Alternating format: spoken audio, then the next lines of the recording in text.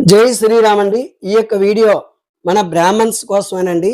దయచేసి పురోహితులకి, వేదం చదువుకున్నటువంటి వారికి పిల్లని ఇవ్వడానికి ప్రయత్నం చేయండి. ఎందుకంటే వారికి వివాహాలు కాక 40 ఏళ్ళు వచ్చినా అలాగే ఉంటున్నారండి.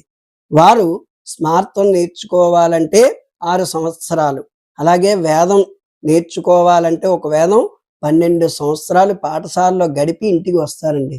మరి అటువంటి వారు 12 సంవత్సరాలు తల్లి తండ్రిని వదిలేసి పాఠశాలలో ఉన్నారంటే మనం ఆలోచించాలి కదండి. మరి వేదం సరస్వతీదేవి, గాయత్రీదేవి, మరి ఆవిడ అనుగ్రహం కలిగినట్టే కదా.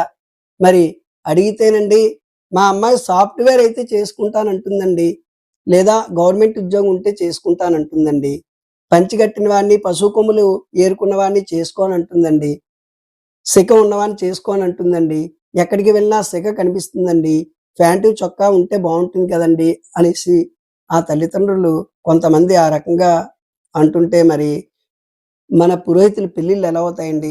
మన పిల్లలకి మనమే నచ్చజెప్పాలి. దయచేసి ఒక్కసారి ఆలోచించండి. అన్యథా తప్పుగా భావించకండి. ఈ యొక్క వీడియో మనందరి కోసం. ఎవరిని నేను కించపరచటం లేదు. ఎవరిష్టం వారిదనుకోండి, అది వేరే విషయం.